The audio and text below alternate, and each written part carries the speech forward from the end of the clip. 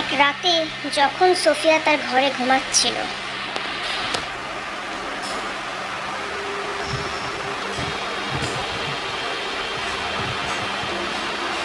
একজন চোর তার বাড়িতে প্রবেশ করলো।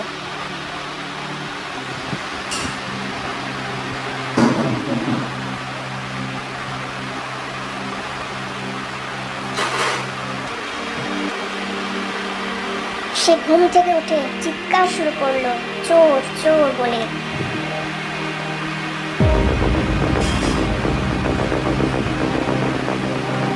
চোর সোফিয়ার দামি নেকলেসটি চুরি করলো এবং পালিয়ে গেল।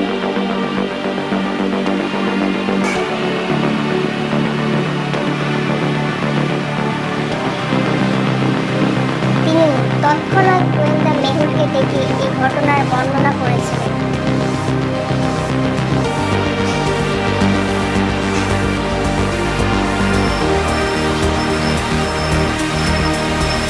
তিনি আরো উল্লেখ করেছিলেন যে তিনি চোরের একটি ছবি তুলতে পেরেছিলেন, তবে অন্ধকারের কারণে ছবিটি কালো হয়ে গেছে।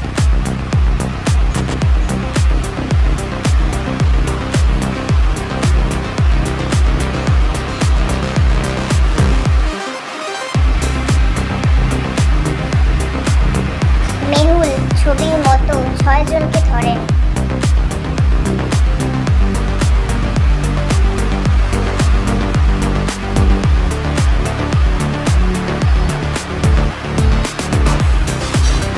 আপনি কি বলতে পারেন 6 জনের মধ্যে কে চোর?